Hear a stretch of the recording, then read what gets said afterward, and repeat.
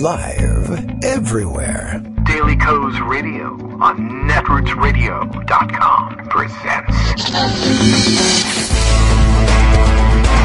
David Waldman. Kagro in the Morning Show.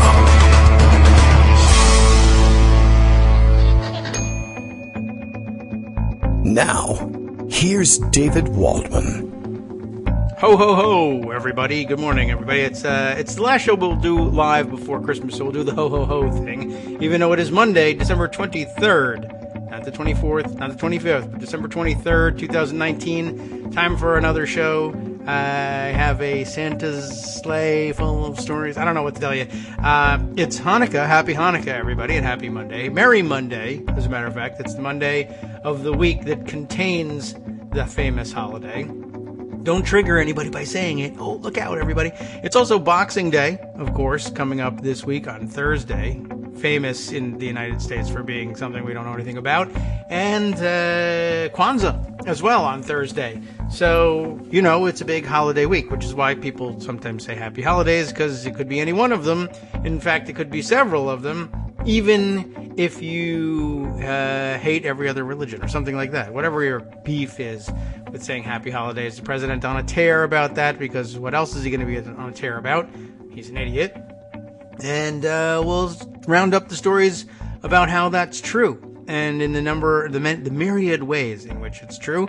Lots happening this morning on Twitter. I happen to notice outside of the political realm, National Geographic magazine sending around a picture of women at a 3,300-year-old banquet, or that would be, it's a 3,300-year-old picture anyway, of women at an Egyptian banquet. I mean, that's the way they put it. Women in a 3,300-year-old banquet scene, there we are, depicted wearing cone-shaped objects atop their heads. They are Egyptian women, I believe. Lots of hieroglyphics behind them.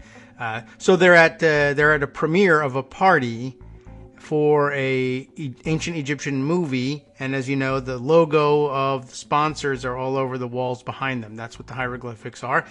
And the question is about the cone-shaped object atop their heads. Were they an artistic symbol or objects that served a practical purpose? And I think we all know they were for grain storage. Duh. I don't know why there's any question about that, although I guess in later years it could have been for ice cream. But they're cone. Well, it says cone-shaped, but they look like egg-shaped, except for the bottom of the egg has been cut off. Anyway, if you know, or you are 3,300 years old and were at that banquet, please DM me. The DMs are open. AP wants to talk to you. I don't know. That just grabbed my attention this morning for no particular reason. I guess I must be being merry or something like that. Daily Co's Radio is live now. Let's get serious, because Bill has told us it's time to start the show. Which holiday season is it again? Today, Kagro X, me, David Waldman, and Dem from Connecticut, that's Greg Dworkin, he's on his way in too, will completely subvert your expectations by doing their 2020 Easter show. Today, you've been owned, or pwned, as the kids say. Oh, the kids love it when I try to say, you know what's really funny? I've been online since forever, and I'm on Twitter all the time. I see the memes that the kids are passing around. Gen Z kids get all, as they say, cringy and uncomfortable when I say even when I say the word memes makes them upset. Dad, that's the word for kids or something. I don't know exactly what it goes. It's like fighting over a breakfast cereal in a commercial back in Saturday morning cartoon eras. This cereal's for kids, Dad. I know, it's disgusting. It's filled with marshmallows. No wonder it's free. I mean, I love it too. I'm going to fight you over it, or we'll play nasty tricks on one another in order to steal cereal from one another. What kind of message is that? America is where it is today, largely because of that. I think it made Trump what he is today. All right, lots to catch up on. I don't know. When did we had Christianity? Yes, Christianity Today had done their big thing before we left for Friday. I see the top of the recommended list at Daily Coast. Perhaps you're familiar with it. Is a diary by Aldous J. Pennyfarthing. Who I believe listens to the show as well. Hello, and if you don't, you should. Christianity Today gets a big subscription boost after calling for Trump's ouster. And they are joined now in calling for Trump's ouster by National Review, as I understand it. And the ranks of the Never Trumpers continues to grow. A few Republicans here and there abandoning the sinking ship, or what we hope is the sinking ship of Donald Trump. You wouldn't know it from, his merriment today. He is, of course, effed off to Pervalago. That F is for flown off to Mar-a-Lago, Pervalago, where he is spending 2 weeks because there's nothing for him to do because the North Koreans are about to test nuclear weapons again, something like that. And, what does he care? There's nobody that's around that's going to be able to force him to work. And quite honestly, even if you force him to sit at a desk, what would be likely to happen? Not much. He gave a speech over the weekend to the kids at Turning Point USA, Charlie Kirk's weird project.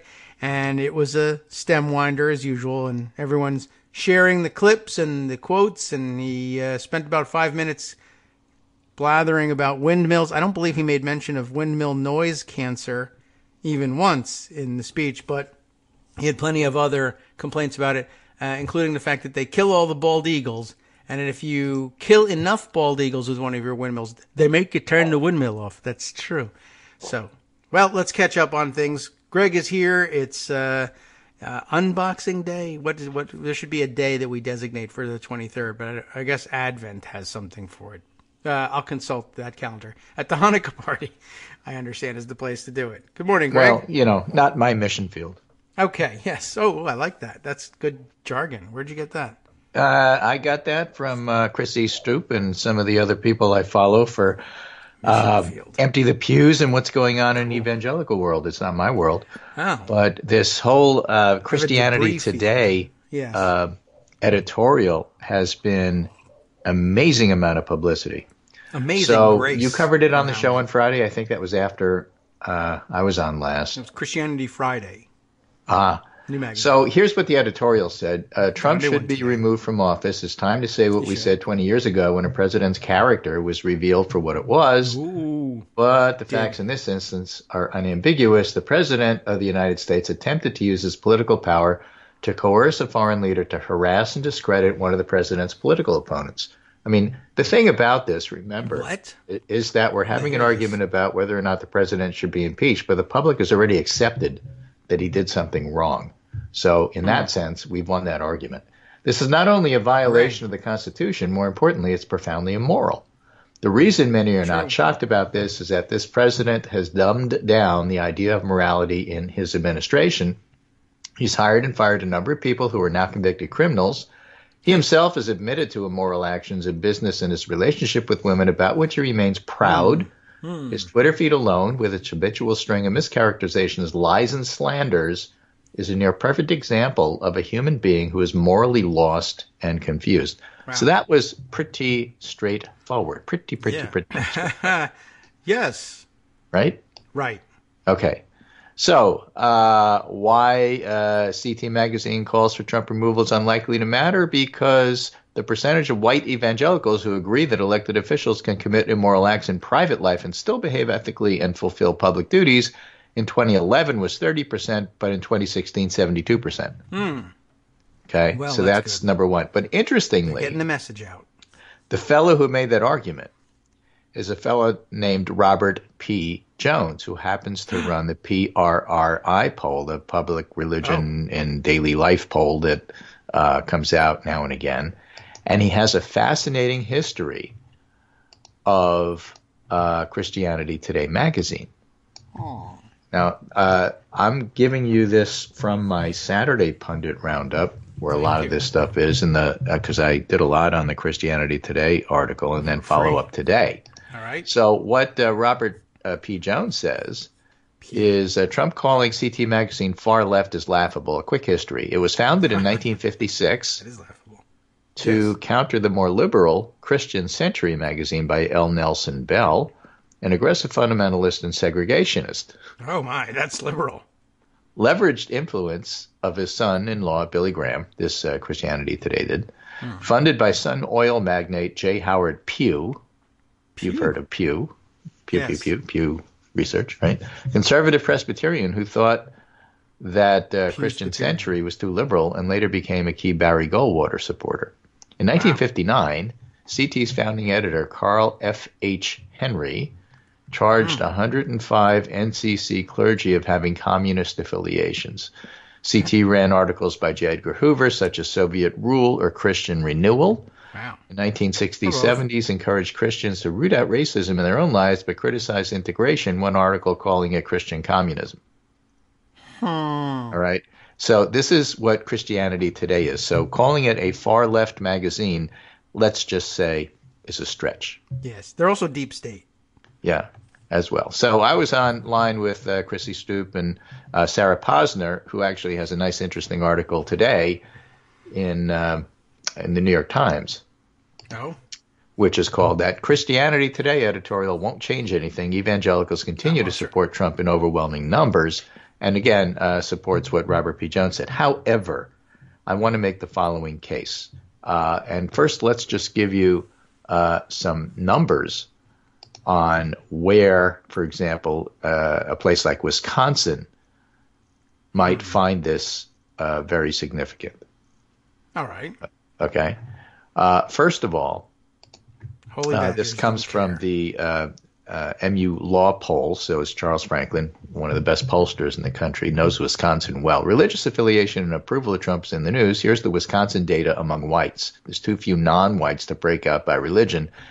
And again, whenever people say evangelicals think X, you have to insert white in front of that. Oh, yeah. Because that's who they're talking about. Now, born again, that's 17% of the Wisconsin voting group, as far as I can tell here. I think it's the voting group. I'm not sure if it's all adults. So religious affiliation among whites, all 2017 to 29 MU Law polls. Born again is 17%. Mainline, 27. Catholic, 30. Other is 7. And no affiliation, otherwise known as none, N-O-N-E, nuns, N-O-N-E-S, refers to those with no affiliation. It's not a Catholic sect. Nuns are 16. So there's as many people who have no affiliation as there are born-agains, just by the numbers. And the religious affiliation and approval of Trump, born-again strongly approved 51, mainlines 29, Catholic 34, other 26, nuns 16. I guess they were born again yesterday. But of those born again, in Wisconsin, 20% strongly disapprove and 6% somewhat disapprove. Oh. So a quarter of the born agains are not thrilled with Donald Trump. And in fact, 20% strongly disapprove. So the idea that it's a monolithic group, that nothing changes and you can't persuade, is sort of wrong. I mean, you can't persuade them, but 20% of them don't like them. And so the point I'm trying to make here is that when you have something like Christianity Today write an editorial like this, it is a permission structure for those who already don't agree with the 80% to be able to speak out. They're encouraged to speak out, to have a voice. And if you think of Christianity Today as a trade magazine that goes to the pastors, they're the ones that read it, even if the large group of born-agains don't.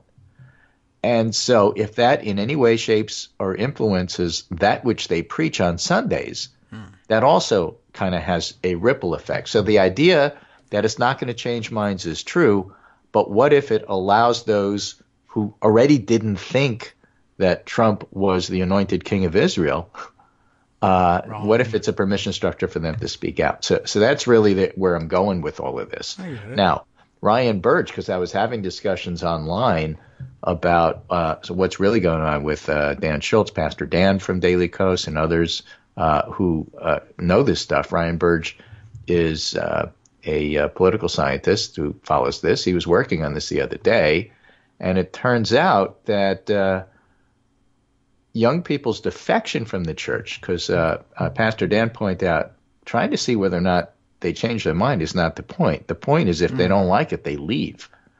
So what's the disaffiliation number? And Ryan Birch follows this. Okay. And for example, among those who identified as born again in 2011 versus those who identified as born again in 2017, 16 to 17% of those who identified in the earlier data have left. Born a third time, I guess. So, if you're looking at what kind of influence you have, don't look to see the people who remain. It's like the Republican Party. Those who are still in it are all in for Trump. Those who have left call themselves independents. Don't look at the remainers. Look to Crexit. Something like that, yes. Checks. So again, so you have to have an idea. Now, how does all of this play out in real life?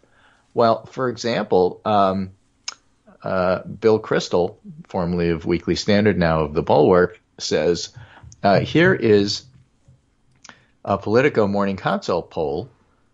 Approve, disapprove of Senate removing Trump.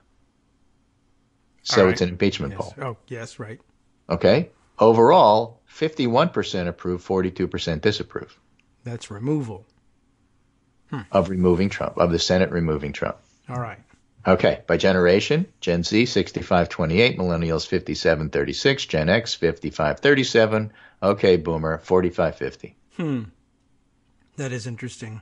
But here's the really interesting nugget and why I'm telling you this. Evangelicals approve or disapprove of Senate removing Trump? You want to take a guess before I tell you the number? I guess low. But it's not low. It's 43-53. 43. That was my guess. You didn't wait. That's exactly what you were going to say. But 43% approve of Senate removing Trump. Evangelicals removing. This Christianity Today editorial speaks to the 43. Yes. And allows them to speak up and say, okay, I'm not alone. It's not just me. That's right. That's why it's important. Right. What kind of other effects does it have? It's not just you. Well, let me tell you about a secular paper. Let me tell you about a secular paper. Sure. The Fargo Forum. Okay. Fargo Forum, spelled with a PH. The code is Fargo? Yeah. Right? Forum editorial. How can Christians be Trump supporters? At this time of year when Christians are celebrating the birth of Christ and at a time when our country is more polarized than ever, we're pondering a riddle. Should avowed Christians support President Trump? Frankly, it's difficult to conceive of a high office holder whose personal life and divisive leadership are less Christ-like than those of Trump. It's easy to come up with examples, in fact, of Trump's statements and actions that utterly contradict the teachings of Jesus. Jesus taught his followers to welcome the stranger and not to oppose foreigners, et cetera, et cetera. See, the point I'm making Jesus kept his weight in check. Is that you have, all of a sudden, people now speaking out who didn't speak out before in odd places. Does it peel off 1 or 2%? He can't afford to lose 1 or 2%. He won the Midwestern states, the big three there, Mid-Atlantic, including Pennsylvania, by like 10,000 votes. Right. He can't afford to lose 2 or 3%. And so that's why the feedback from this has been quite well discussed, and that's why the pushback from the White House has been fierce. Let me line up the Franklin Grahams and all the other supporters who say, my father, Billy Graham, would have voted for Donald Trump, if he had known where he was and what's going on, and I know he did, and of course, this magazine that's been associated with my family for years and years and years is a bunch of crap and nobody believes it. Yeah. But they have to, because they cannot afford to lose even the least little bit of evangelical support. Even the least of us. Or their support collapses. That is what has been holding it up. So that's not going to collapse. I mean, that's the point of Sarah Posner's article and all the other experts I was talking to about this. But when you look at it by the numbers, it's just, you can't blow it off. All right. And say, okay, well, it's not going to make any difference. It's just like Weekly Standard and they're going to fold too. No, that's not how it's going to work out. Okay. I doubt it, but I mean, I don't think they're ready to fold. I don't know what their financial situation is, obviously. Well, I guess they're getting a boost now. Extra, that's what the news is. And according to them, because they had some follow-up on this, they had a second editorial entitled The Flag in the Whirlwind, an update from CT's president, why our editor-in-chief spoke out against Trump and why the conversation must continue. As an institution, Christianity today has no interest in partisan politics. It does not endorse candidates. We aim to bring biblical wisdom and beautiful storytelling both to the church and from the church to the world. Politics matter, but they do not bring the dead back to life. Tell that to Zombie Ronald Reagan. Really. We are far more committed to the glory of God, the witness of church, the life of the world than we care about the fortunes of any party. Political parties come and go, but the witness of the church is the hope of the world. Out of love for Jesus and his church, not for political partisanship or intellectual elitism, this is why we feel compelled to say the Alliance of American Evangelicalism, and with this presidency, has wrought enormous damage to Christian witness. It's alienated many of our children and grandchildren. It's harmed African American, Hispanic American, and Asian American brothers and sisters. And it's undercut the efforts of countless missionaries who labor in the far fields of the Lord, while the Trump administration may be well regarded in some countries and many more. The perception of wholesale evangelical support for the administration has made toxic the reputation of the Bride of Christ. So they're all in. They are not backing down. And they're saying, you know what? Trump's going to be gone. We're still here. We got to deal with this. Not good. Yeah. They got their own jargon, don't they? They do. But, point is they're not going to get intimidated into changing their mind or backing down. No. That's kind of part of the history of the church, too. They don't like to do that very often, and people love to be martyrs. I'm just saying. So, that's why that conversation is going to continue, and that's why it sort of matters. That's great. And so, all right, I guess what are we waiting for? We're challenging Donald Trump to wake up and hate tweet about Christians. Do it. Yes, something like that. So, again, talking with the people who are intimately involved in this world, there's all sorts of ways that this plays out. And here's another subtle one. Okay. Harry Enton points out in the latest CNN poll, he says, turnout, I don't know. But here's a nugget. There's a little north of 10% of voters in the CNN poll who dislike both Joe Biden and Donald Trump. Yeah. They go for Biden 72-9. Okay. Which is the opposite of what happened in 2016. Yes. This group is overwhelmingly young. 69% is under 50 versus 49% of all voters. Young. Okay. So young people don't like Biden. Duh.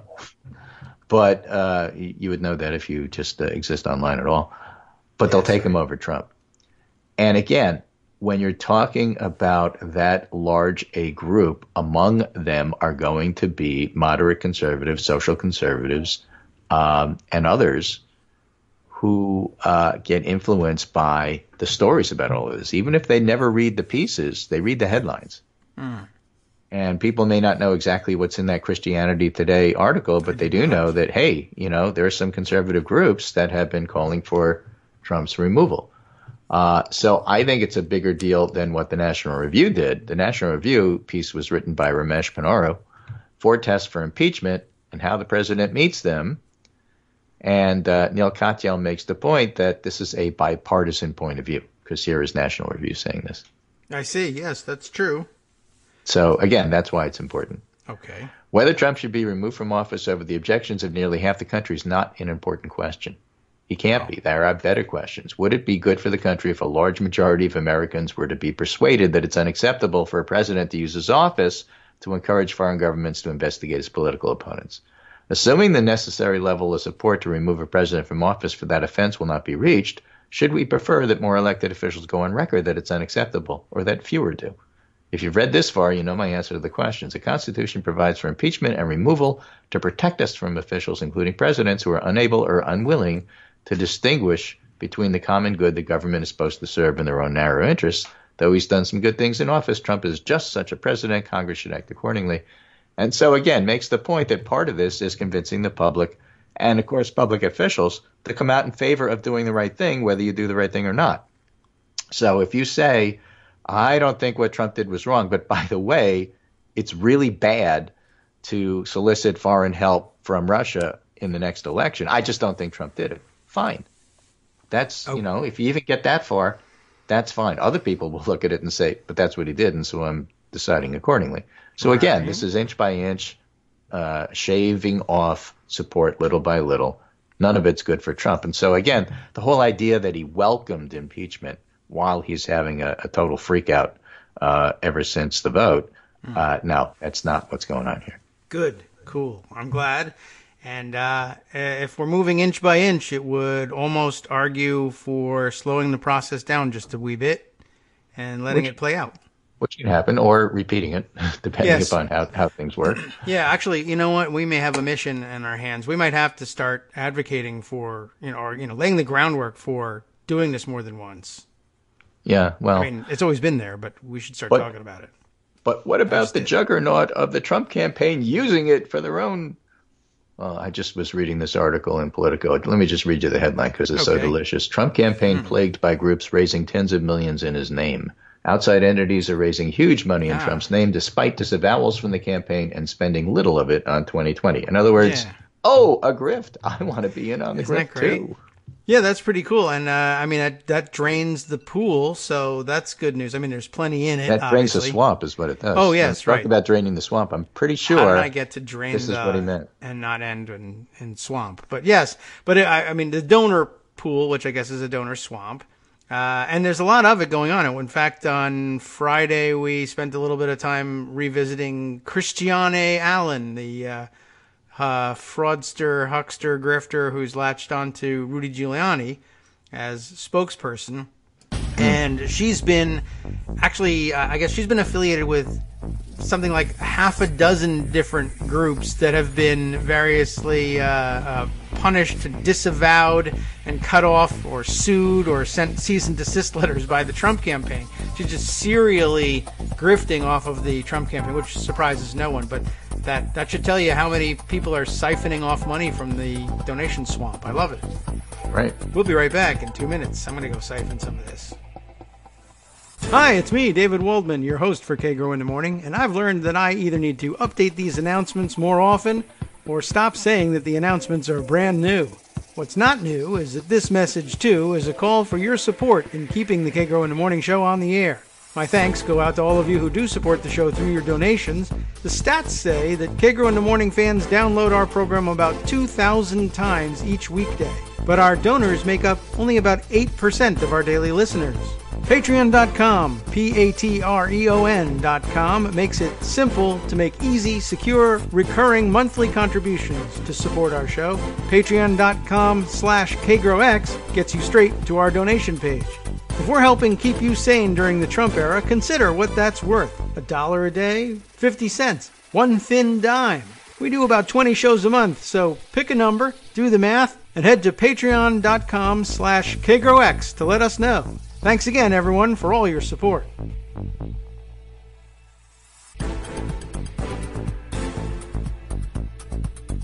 Welcome back to the Kagro in the Morning show here on Netroots Radio. Weird thing that happened over the break. I just happened to notice being tweeted around. 2 Wyoming high school students were disciplined, but only disciplined, I guess, after dressing as Ku Klux Klan members. It says the students at Riverton High School were dressed in all white robes and pointed white hoods.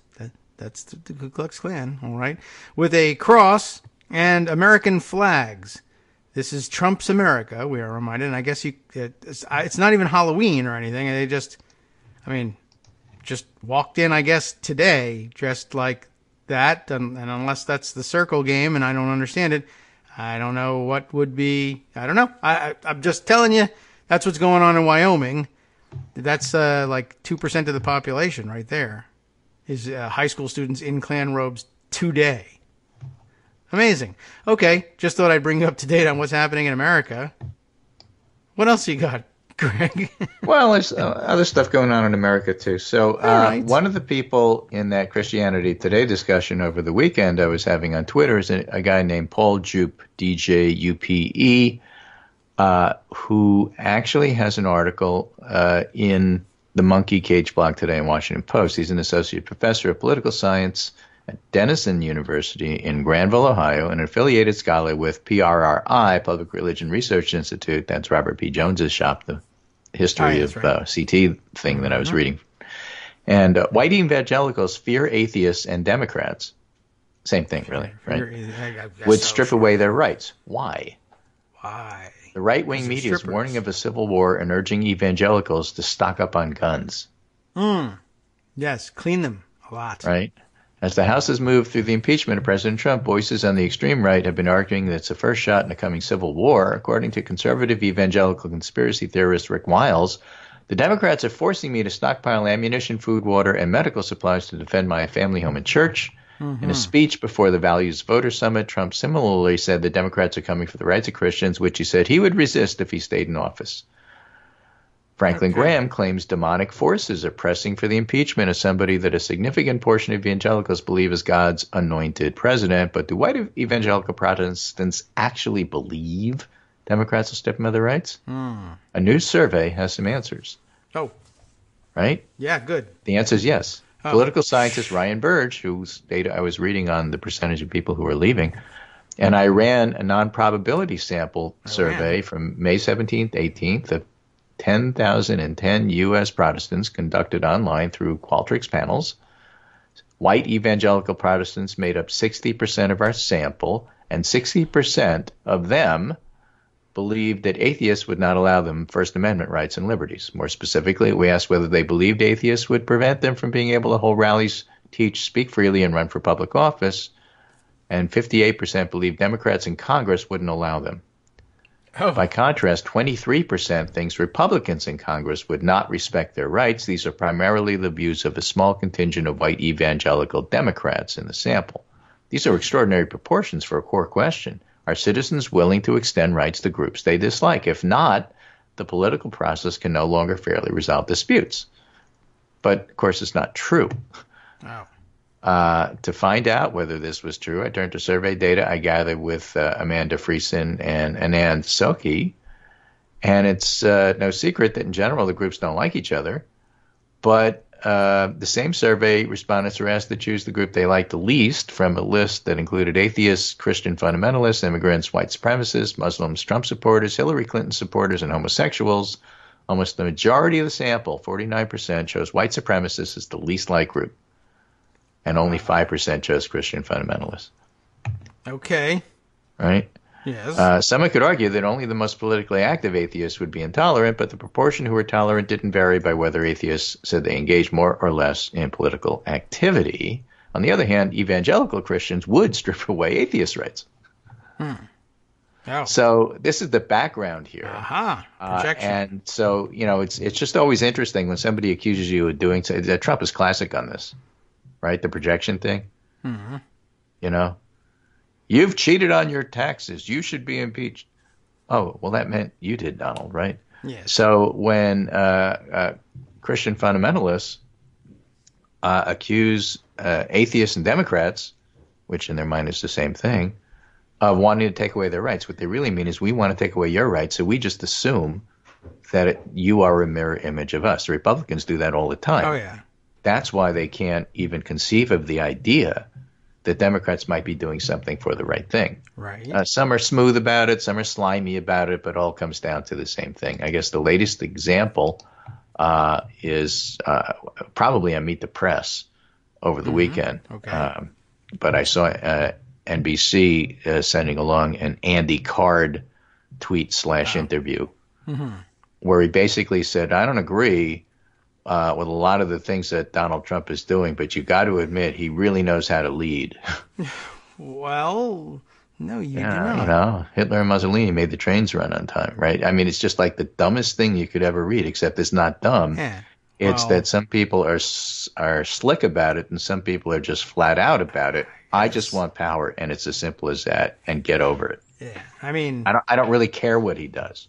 I don't care how he does it. It's got nothing to do with morality. And every time you bring up that you're impeaching him for thoughtful, correct reasons, I know you're full of it because I would never do something like that. Oh, yeah, I guess maybe. Well, there's projection everywhere, and they do it on everything, even what you were saying earlier. So that's my segment on Christianity today, but I just thought it was all pretty interesting. I think so, and you could do a whole show about it. I mean, well, why don't you? Easy. I'm going to go. In fact, we did have a show. Yeah, pretty much. Right. Here's another one, which is a kind of a related topic if you look at it. Okay, so what's the reaction going to be? And this is information that I hadn't really thought about, and I love when people bring it to our attention. And my friend Rachel Bidikofer at CNU, you know Yes, about that school, right? pointed out that this research only happens when people of color are in academic positions to do so. So that's why having panels, for example, to discuss American life that don't have people of color is just so overwhelmingly dumb from an academic perspective. Sure. Right? So this is the Niskanen Center. Will Trump anger motivate black turnout? All right. Well, The answer is no. Okay. All right. Details to follow. So black turnout was down in 2016, costing Hillary Clinton pivotal votes and raising questions about whether post-Obama Democrats can mobilize black voters. We know President Trump is angering and mobilizing a lot of white Democrats, but that may not translate the same way for black voters. Davin Phoenix finds that black Americans express less anger than white Americans, and anger doesn't stimulate them as much to participate in politics. I was told they were angry. Christopher Towler finds that African Americans who strongly dislike Trump did turn out at Obama-level rates, but not everybody feels that strongly. Both say black turnout is hardly destined to rebound in 2020, especially if Democrats don't change their strategy. So this is Matt Grossman, political scientist, who I follow. And I think he wrote about asymmetric politics with Dave Hopkins, a book I really like about how the two parties are not symmetrical and not just mirror images of each other. But so he, Phoenix, finds that African Americans who strongly dislike Trump did turn out in 2016, but not everybody feels that way. It may not rise back to prior levels. And he says, Phoenix says, in being interviewed, I think it's pretty easy to see the role that anger could play, whether we're thinking about it, mobilizing protest movements from Occupy to the Tea Party, Black Lives Matter. And we also see anger welling up intellectual politics and those rebutting images of people yelling at their elected officials at town halls to those kinds of angry opportunities. But I'm finding that across different political areas dating back to Reagan and continuing into the Trump era, African Americans are expressing significantly less anger about politics, about political figures, specifically political environments, broadly, than their white counterparts. And in addition, anger is having very different effects on participation. So, amongst African Americans, I'm seeing anger has a mobilizing role, but anger is most effectively utilized among African Americans toward protest-type actions, participating in boycotts. For white Americans across the range of political actions, electoral protest anger tends to be more effective as stimulating action. So the effects are larger amongst white, and they're larger for a broader set of action amongst white Americans. That's why I label the anger gap, anger being drawn upon less frequently or less intensely by African Americans and having less than effect on their political participation. Right? And on the converse, African Americans are more mobilized toward both electoral and protest or unconventional actions by positive emotions like pride and, in limited context, hope. See Barack Obama's election. Yes, right. And posters. I find these positive emotions stimulating black people to more action, whereas they're often exhibiting null effects on white participation. So there's this interesting juxtaposition of this anger gap and this enthusiasm vantage across the racial divide. Grossman says, well, scholars assume anger stimulates everybody. And Phoenix says, well, the conventional wisdom has largely painted a picture of anger as effective at animating political participation. We can think about the classic flight or fight response, right? When I'm threatened with something I stand to lose, alert systems are triggered. But if I'm angry about the threat, it's more likely that I'm going to drive headfirst into the scrum because the anger breeds impulsivity. It breeds less risk aversion. It breeds more confidence in that kind of action. So when we think about African Americans specifically, we can think about a couple of factors that complicate that wisdom. One is something that's construed or perceived as a threat by white Americans. Is it going to be perceived as a threat to black Americans? We could think about racialized lens through which both groups view politics. You can see African Americans expressing less satisfaction with politics to begin with. Yes, that's the problem. To begin with. Greater mistrust, greater perceptions that politics is not responsive. And so rather than respond to some of these threats with indignation, Yeah. There's a sense I can't believe this is happening because I don't expect anything better. Right. I can't believe this is happening again, or I can believe this is happening. This is Yeah, of always course it's going to happen again. We told you this is going to happen This again. happens How to us often every have you day. seen that, response online to us white people? Sure. Right? So I talk about this idea of resignation. I just think it's a fascinating way to think about it. Yes. Again, would not have happened if you didn't have somebody of color looking at this Right. data. If you're resigned to expect suboptimal outcomes from a system, when the system produces threats rather than get angry, you pretty much expect it. So I think when we think about the ways in which a threat might not be perceived as a threat, we can understand the anger gap. We can also consider another challenge, the distinct costs to African Americans of expressing anger. Mm-hmm. And how often have we said about, Barack Obama can't afford Not to look allowed. angry. Right. So we can think about the potential stigma that comes from the label of being an angry black woman or an angry black man. What are the consequences that white people may not feel from expressing their anger in public spaces in that way? Sure. So by thinking through how the literature from social psychology, evolutionary biology, and politics kind of runs against what we know about race, I'm trying to challenge that conventional wisdom. Okay. This So is great. I think that's pretty interesting. It is. It's fantastic, and it makes all the sense in the world. I mean, we've been over bits and pieces of this before, so this really brings it all together. I mean, you're not allowed to be an angry black voter, but the press can't get enough angry white voters. Tea Party, still going to diners to talk to Trump supporters who are still Trump supporters because all they want to do is own the libs. Lots of that, and of course reacting to whatever the current political environment differently. Black voters have found themselves disenfranchised 10 different ways. I'm going to go vote. That's what I'm going to do. Right. So Sure. It's an interesting shout out to Bernie, too. Looking to break down some of the messaging, I found that appeals made to black audiences are less about the grievances they have or should have and the things that should make them angry and the things that should make them feel pride. The messaging is often about the communal uplift that's transpired, the kind of long, unsteady march, I think he meant, toward racial progress. And I think about the way in which the messaging is the effect of fixing the collective black is away from the very real grievances they feel with the system that they tend to feel is unfair or unresponsive, and shipping that toward the promise of salvation in the future. Mm-hmm. So one of the things I pinpoint is why black people might have been so responsive to the messaging of Bernie Sanders in 2016, as he seems to be on the pulse of a particular type of indignation that many people on the left feel. Indignation about the continued economic inequality, about continued rise of a gilded class, the kind of economic and legal policies that allow this to flourish.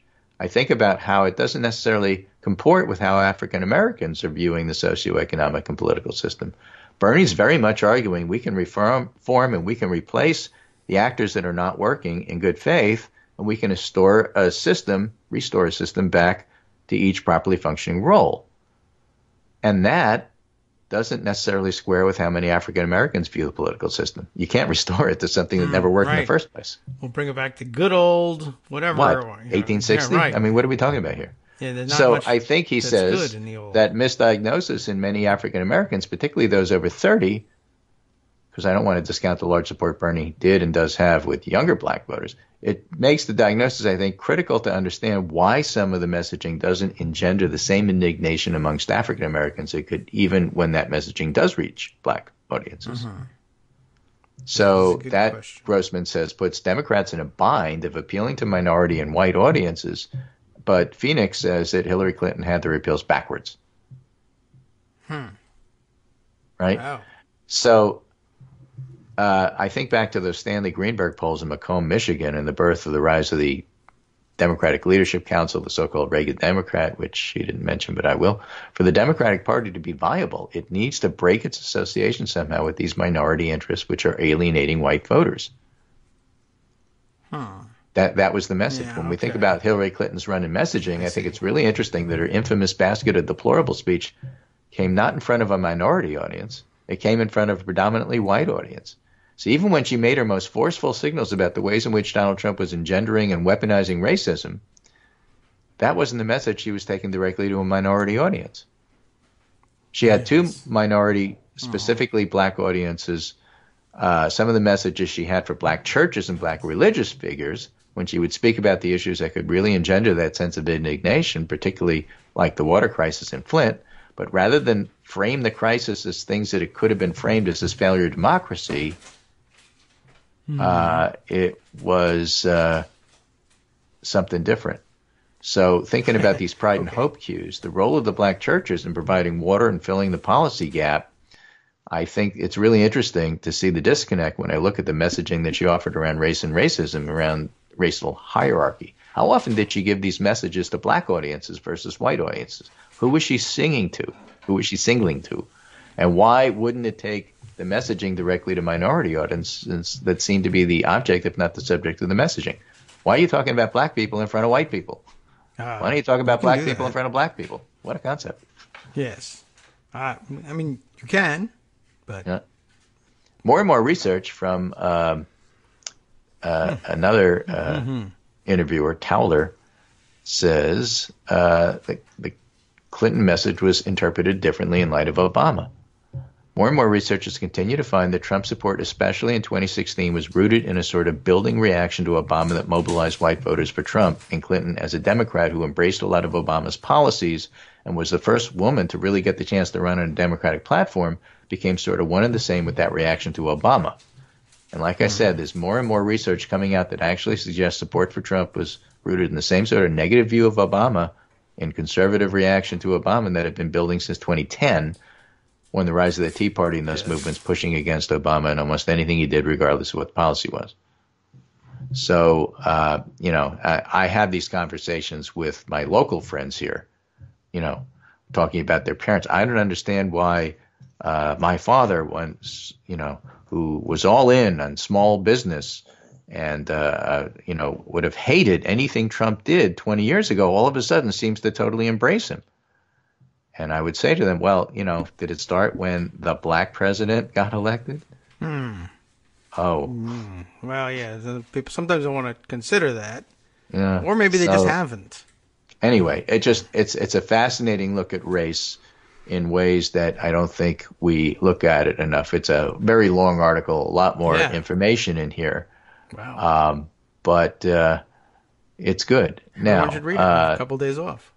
Race and Gender and Black Resignation, as he calls it. Well, just this is the way it is. So why should I vote? It sounds plausible. He's going to do more and more research on that now that he's sort of uncovered it.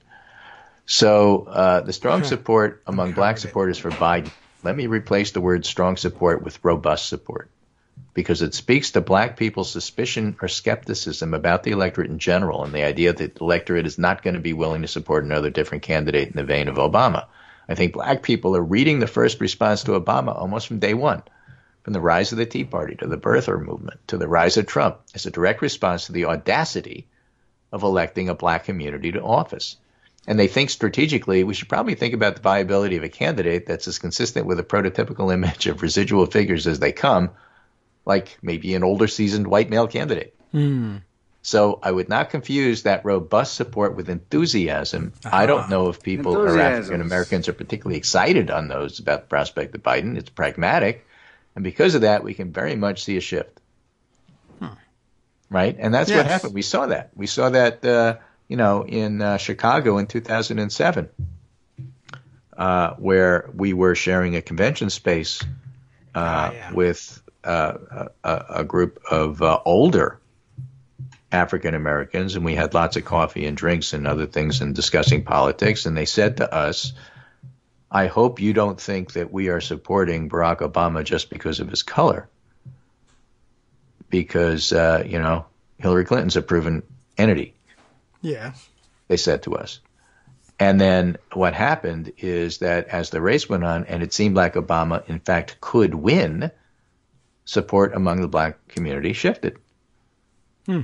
And so the idea that Biden is enduring is important, but it's also important to understand that pragmatism says that, okay, it is enduring until it looks like he can't win, in which case we'll look for somebody else.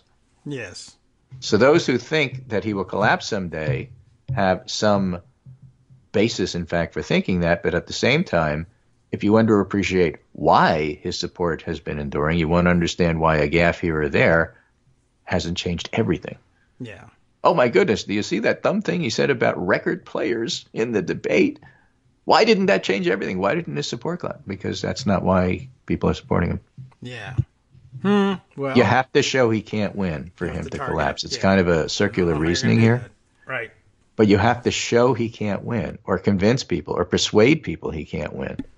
Or that someone else before the would have a pragmatic better shot, support I for guess. Biden is going to collapse. And a gaffe or two that you think is weird, or a speech pattern that you think is bizarre, that's not going to do it. Not with the speech pattern as bizarre as we've got in office. No. I mean, So, anyway, look, that wins.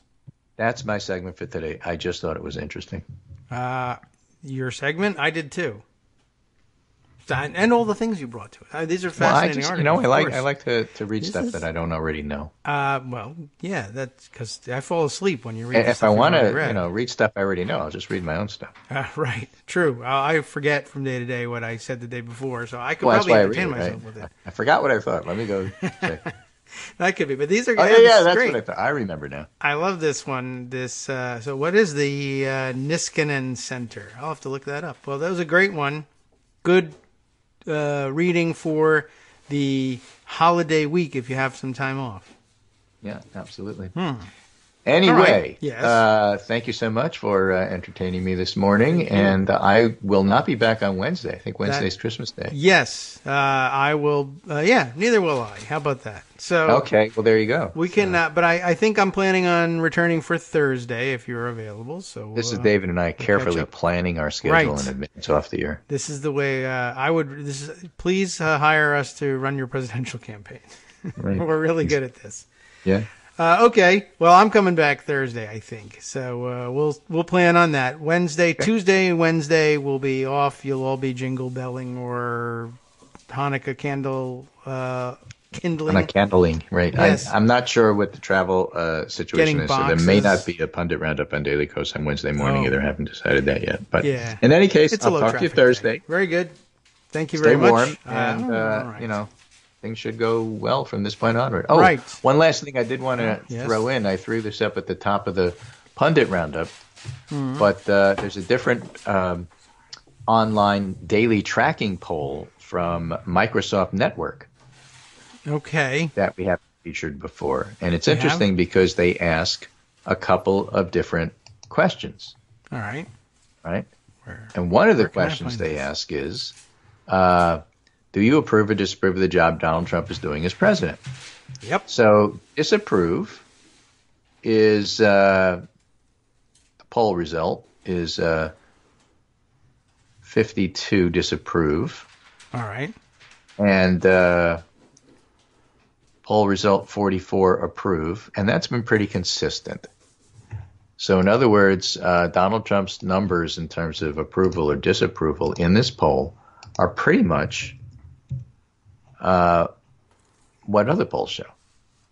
Okay. However, they also have a poll on impeachment. Do you support or oppose the Senate voting to remove President Trump from office? And whereas it was 48-47 in support of impeachment just a few days ago on the 17th, yesterday it hit 54 support for impeachment. In other words, support for impeachment has grown. It's 53 today. And opposition to impeachment has fallen from 47 to 41. Oh. So in the wake of an actual impeachment vote on this particular audience, it had an impact. Oh, well, yeah. So was the question impeachment or removal? Do you support or oppose the Senate voting to remove President Trump from office? All right. In other words, they're explaining what impeachment is without using the word. Right. Let's assume my audience doesn't know what voting, impeachment, and elections are. Oh, let's just explain in the simplest possible Schoolhouse Rock terms what this means. Okay. I thought they were also maybe, it has the dual function of screening out the word that people have heard but might not necessarily understand. Just straight up asking that question. Right. And then, do you support or oppose the Senate voting to remove President Trump from office is better than do you support or oppose actually having some consequences for a quid pro quo should it be proven? oh, well, that's complicated. What?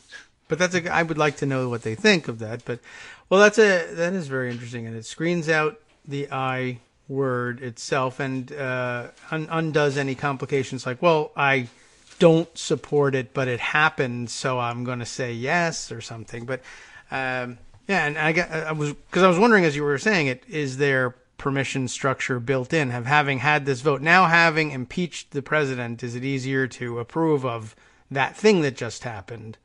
Yeah, if you were that's inclined the impression one would get from this, right? Yes. Looking at those graphs. And but an interesting mix too. So that you pointed out, I saw your tweet, I think from this morning, or maybe it was yesterday, that it's not the same thing. You can have a decent approval rating for him and still see support for removal from office go up. Right, they don't track each other exactly. That is something. So yeah, I think he's doing a great job in the economy. I wish we would get rid of him. Yeah, right. There could be better ones out there for all I know. No, it gives the impression people are complicated, and just predicting what's going to happen next isn't so simple.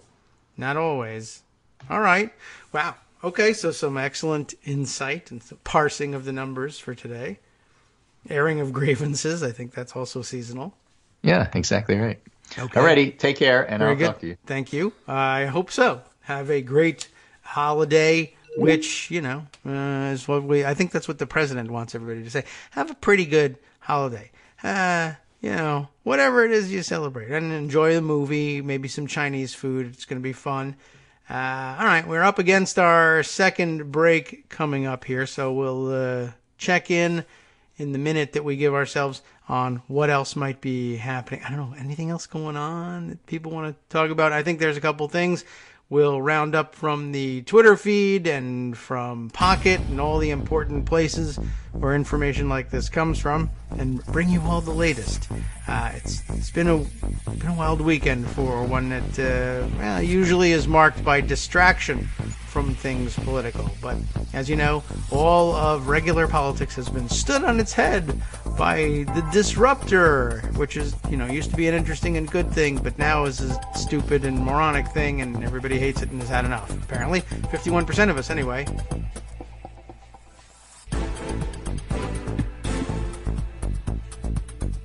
Welcome back now to the Kagro in the Morning Show here on Netroots Radio. Man, there's so much. I don't know how I can cast wide enough a net to capture everything. If you didn't get a chance over the weekend to read into, I guess now we're up to the third installment, maybe even today might even be a fourth one for all I know, from the New York Times about their major, I don't know what you want to call it, investigation, expose, what have you, of cell phone tracking and exactly what kind of information is available to companies, to the government, to the New York Times, for lack of anybody else to add to this list, on tracking cell phones and the ability to drill down into even supposedly anonymized data and find out where individual people are, or who are these individual people who might be doing fun things like, one of the great examples, for instance, of the dangers, if you can't visualize it, of tracking someone's cell phone, even anonymously.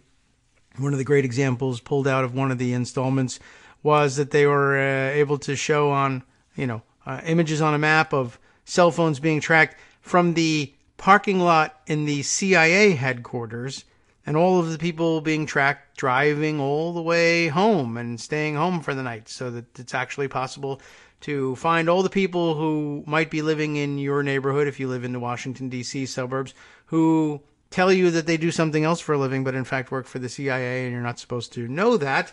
You can prove that that's not true with cell phone data that's commercially available, apparently. Although I haven't had time to read the article. Maybe you haven't either, but maybe one of these days off we'll all catch up on these things. More and more being revealed in their expose. Edward Snowden commenting on it via Twitter just an hour ago, letting everyone know, your smartphone broadcasts your exact location thousands of times per day to dozens of different companies. Each has the power to follow individuals wherever they go in near real time. That's not a glitch in the system. It is the system. He's commenting on, let's see, is this this is Saturday's installment on it. Total surveillance is not what America signed up for. I don't know if this is the installment of the thing or an editorial about the series or what, but lots of very interesting revelations coming from this, and you ought to spend some time with it over the weekend or during the holiday week, whichever is your preference. As a matter of fact, there is a related, I would guess, story also in the New York Times, which captured my attention and was of some interest I might share with you. It's not directly domestic politics, but let's see how this fits in here. This was a great story, I thought. It seemed like a popular chat app, and it was one, but it's secretly a spy tool, we are informed. Totalk, or Tutok, I'm not sure how you would pronounce this. T-O, it's capital T, lowercase o, capital T again, T-O-K, like TikTok, but not. I mean, what else can I tell you? Totalk? I don't know how it's pronounced. It's from, or it originated in the UAE, United Arab Emirates. It is an Emirati messaging app that has been downloaded to millions of phones. And guess what? It's the latest escalation of a digital arms race. Who knew? Well, Mark Mazzetti, Nicole Perlroth, and Ronan Bergman knew, and I assume some people in their immediate proximity found out as they were working on it. A December 22nd piece that begins this way. It is billed as an easy and secure way to chat by video or text message with friends and family, even in a country that has restricted popular messaging services like WhatsApp and Skype. And by the way, that leads to another interesting reason behind limiting WhatsApp and Skype. I guess we'll get to it as we read a little further in, right? But this service, Totalk, I wish I knew, is actually a spying tool. How do you like that? According to American officials, anyway, familiar with a classified intelligence assessment and a New York Times investigation into the app and its developers. It is used by the government of the UAE to try to track every conversation, movement, relationship, appointment, sound, and image of those who install it on their phones. I would recommend that you not install this one on your phone, everybody. Yeah, I mean, can we say that again? It's used by the government of the UAE to track there's tracking movement, like the New York Times expose, but also tracking every conversation, movement, relationship, appointment, sound, and image of those who install it on their phones. Does that mean they can turn your microphone on? Does that mean they can play your recorded voice memos? Does it mean they can hear your voicemail? I don't know. Totalk, this company, introduced only months ago, was downloaded millions of times from the Apple and Google app stores by users throughout the Middle East, Europe, Asia, Africa, and North America. That's the world. You can just say it. While the majority of its users are in the Emirates, Totalk surged to become one of the most downloaded social apps in the United States last week, according to App Rankings, and this is a dumb name, but App Annie, a research firm. Get a new name. Research a new name for yourselves. App Annie. Whatever. Anyway, I was just thinking about their strategy, which became apparent to me right up in the first paragraph. If you are a, totalitarian government, or, not even necessarily, but it helps if you are totalitarian for these purposes, like at the UAE, in the UAE. And it's a, not an unusual position for these governments in the Middle East to do things like banning or restricting the popular messaging services. And I guess we always just sort of thought, oh, well, it's a repressive regime and they don't want people coordinating over WhatsApp or Skype in opposition to the government. And that is probably true. But I guess the ancillary benefit that they can exploit later on is if we severely restrict WhatsApp or Skype, which are the popular messaging and communications apps that people all over the world are using because someone else beat us to market with this thing.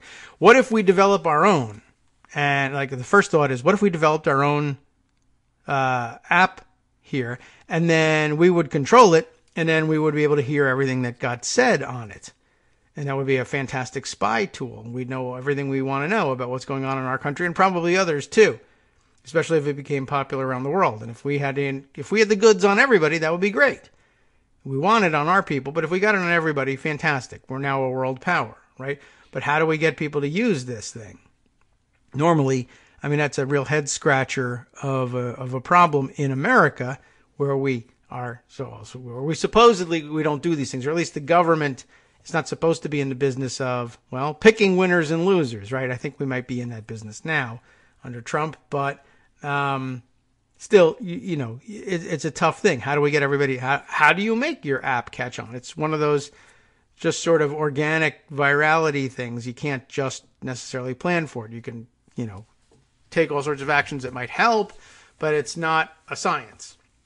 Well, it is a science if you have a repressive totalitarian government that can say, I got an idea. How about if we ban every other damn app out there and only allow this one? Now, that might raise suspicions that, this one is the government's. But I guess if you could do a good job hiding it, or you're not quite so heavy-handed in banning everything else, you might make this new entrant look attractive, and you might even be able to do so semi-organically, right? If it's well known that you crack down on these supposedly secure messaging apps, then a new one comes out. You'll probably find that all the early adopters who have reason to be interested in maintaining their privacy, they might say, let's move to this new one. The government hasn't found out about this one. They're not, clued in to this one being popular yet, so they haven't restricted it yet. Let's all move there. And gee whiz, they still haven't cracked down on this one. That's weird. I wonder why that is. And maybe it leads you to the realization, the government is running this one, but maybe not. Could be a really interesting strategy for a totalitarian dictator. I know so few, I can't tell whether they think it's interesting. All right, let's get back to the story, though. Maybe it explains all of this without my having to speculate on it. Totok. I wish I knew what this was. Tutok? Let's call it that. Tutok amounts to the latest escalation in a digital arms race among wealthy authoritarian governments. See, I knew they were going to mention authoritarianism somewhere. Interviews with current and former American foreign officials and a forensic investigation showed, anyway. I've skipped the line here. The governments are pursuing more effective and convenient methods to spy on foreign adversaries, or adversaries if you prefer, criminal and terrorist networks, journalists and critics. Some good, some bad here, right? Criminal and terrorist networks, good, spy on them. Journalists and critics, no.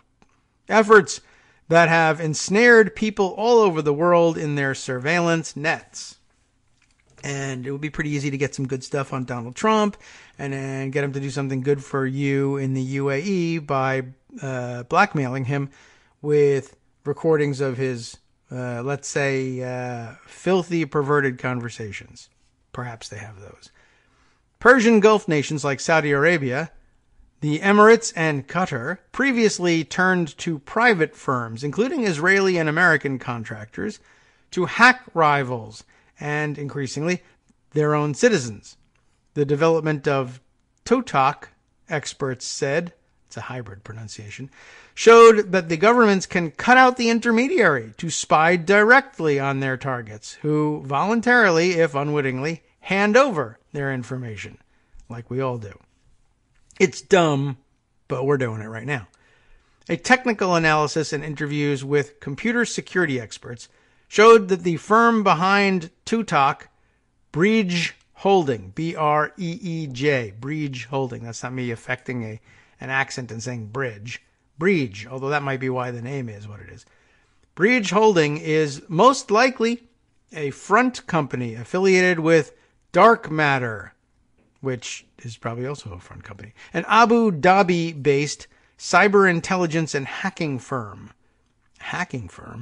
where Emirati intelligence officials former National Security Agency employees and former Israeli military intelligence operatives work. Dark matter is under FBI investigation, as is everybody, I guess, according to former employees and law enforcement officials for possible cyber crimes. The American Intelligence Assessment and the Technical Analysis also linked Tutak to Pax AI, an Abu Dhabi-based data mining firm that appears to be tied to dark matter. Have we heard of Pax AI before? Rings a bell, but I can't place it. Pax AI's headquarters operate from the same Abu Dhabi building as the Emirates Signals Intelligence Agency, gee whiz, which until recently was where dark matter was based. This is interesting. So it's not just Russia that seems to be integrating its intelligence services, hackers, and, who knows what else, including mobsters. I don't know if the UAE has a mob per se, except for, I suppose, the ruling family. But anyway, hey, family. We may be onto something. Let's continue. The UAE is one of America's closest allies in the Middle East, seen by the Trump administration as a bulwark against Iran, as everyone is, and a close counterterrorism partner. Its ruling family, whoops, I just stumbled onto ruling family, didn't I? Promotes the country as an example of a modern, moderate Arab nation, but it has also been at the forefront of using surveillance technology to crack down on internal dissent, including hacking Western journalists, emptying the bank accounts of critics. That's a good one. That's one of my favorites for ruling families. That's an old trick, although they're doing it electronically now. It used to be done just by seizing all their property. And holding human rights activists in prolonged solitary confinement over Facebook posts. That's an interesting mix, right? Hacking Western journalists, emptying the bank accounts of critics, holding human rights activists in prolonged solitary confinement over Facebook posts. Wow. I would opt for emptying the bank accounts of everybody. By the way, that's my pet project, and I'm still looking for volunteers. We're going to be emptying the bank accounts of offshore accounts in the islands, my Privateers of the Caribbean project. The government blocks specific functions of apps like WhatsApp and Skype, a reality that has made Tutak particularly appealing in the country. I guess this is the strategy. They're now spelling it out. Why do I hesitate? I never trust maybe it's because I don't trust the New York Times to get at the heart of the story. I guess that's understandable. The government blocks specific functions of these other apps, WhatsApp and Skype, a reality that's made Tutak particularly appealing. Oh, look at this. Who's playing in this one? Huawei. Remember them? Huawei, the Chinese telecom giant, recently promoted Tutak in advertisements. What a great partnership that is. And not only is it a great thing for totalitarian governments to crack down on and specifically block specific functions in WhatsApp and Skype, it's a great marketing tool for their own app. Even the Chinese are pitching in on this one. Spokesman for the CIA and the Emirati government declined to comment. Calls to a phone number for Breach Holding rang unanswered, and Pax employees did not respond to emails and messages. An FBI spokeswoman said that while the FBI does not comment on specific apps, is that really true? We always want to make sure to make users aware of the potential risks and vulnerabilities that these mechanisms can pose. When the Times initially contacted Apple and Google representatives with questions about Tutak's connection to the Emirati government, they said they would investigate. On Thursday, Google removed the app from its Play Store after determining Tutak violated unspecified policies. Apple removed it from the App Store on Friday and was still researching the app, a spokesman said. Tutak users who already downloaded the app will still be able to use it until they remove it from their phones. It was unclear when American intelligence services first determined that Tutak was a tool of Emirati intelligence, but one person familiar with the assessment said that American officials have warned some allies about its dangers, but not all, I guess. It is not clear whether American officials have confronted their counterparts in the Emirati government about the app. They might approve of it. We're not sure. One digital security expert in the Middle East, speaking on the condition of anonymity to discuss powerful hacking tools. What is that, like a real? All right, whatever. Said the senior Emirati officials told him that TikTok was indeed an app developed to track its users in the Emirates and beyond. TikTok appears to have been relatively easy to develop, according to a forensic analysis performed for The Times by Patrick Wardle, a former National Security Agency hacker, I guess there are such things, who works as a private security researcher. It appears to be a copy of that's how it was so easy to develop. A copy of whose messaging app? Who would have made it? The Chinese. A Chinese messaging app offering free video calls called YeeCall, Y-E-E. YeeCall. Slightly customized for English and Arabic audiences. They might have even built it that way themselves. TikTok is a cleverly designed tool for mass surveillance, according to the technical analysis and interviews, in that it functions much like the myriad other Apple and Android apps that track users' locations and contacts. On the surface, TikTok tracks users' locations by offering an accurate weather forecast. It hunts for new contacts every time a user opens the app, under the pretense that it is helping connect with their friends, much like how Instagram flags Facebook friends. Guess who else is doing this to you? It has access to users' microphones, cameras, calendar, and other phone data. Even its name is an apparent play on the popular Chinese app TikTok. There you go. In fact, it is.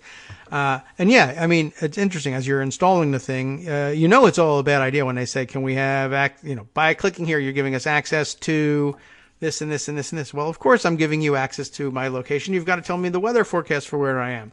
Of course, I'm giving you access to my microphone and camera. I want to use this app to make video phone calls. What you may not know is that, they mean all the time, not just when you're using the app. Mike Musson asks the relevant question, over under that Trump has used TikTok. Maybe. I doubt he's heard of it. I mean, I don't know how savvy he is, although I would not be surprised if Junior or Kushner did. Right? Although I guess I would also be surprised if Mr. Bonesaw and his other pals in the Middle East didn't say to him, stick with WhatsApp. They're spying on you too, but we don't know who that is. Don't use the, TikTok. I wouldn't be surprised if Kushner said, hey, you want to move over to the TikTok thing? No, don't. We don't want to do that. Oh, I thought I was just going to be, supportive of one of your efforts there. I understand that was developed by the Emirati government. He would be talking to MBZ here, not MBS. And MBZ could say to him, oh, yeah, no, I thank you. I appreciate the sentiment, although that's supposed to be secret.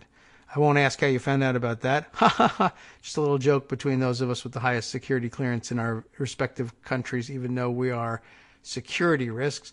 But I don't want to use TikTok because we actually built that as a surveillance tool, and we want, not to be surveilled. Remember how we want a private, unsurveilled back channel? Oh, yeah, right. Okay, so we won't use it. That's good. All right. Anyway, so I guess it wouldn't matter. I don't know whether Trump needs to use it. He's having dinner with Jared, and Jared's microphone is on because it's on his phone, and they're hearing it all anyway. All right. Though billed as fast and secure, TikTok makes no claim of end-to-end encryption, like WhatsApp or Signal or Skype. The only hint that the app discloses user data is buried in the privacy policy. Quote, we may share your personal data with group companies, unquote. That could mean anything. And, it's funny because all you got to do is tell people it's fast and secure. Savvy users will say, how so? And the rest of us will just say, says it's fast and secure. I like fast. I want secure. I'll take it. I don't know how stuff works anyway. Oh, it's encrypted? I don't know. Oh, that's good news too. I'm supposed to look for that, but how do you encrypt it? What does that mean? What sort of encryption do you use? I don't know how to, interpret any of that information. Many of you do, but I don't. So, back to the article. Instead of paying hackers to gain access to a target's phone, the going rate is up to $2.5 million for a hacking tool that can remotely access Android phones, according to recent price lists. Totok gave the Emirati government a way to persuade millions of users to hand over their most personal information for free. That is definitely the best approach, economically speaking, right? There is a beauty in this approach. There's the word I just used.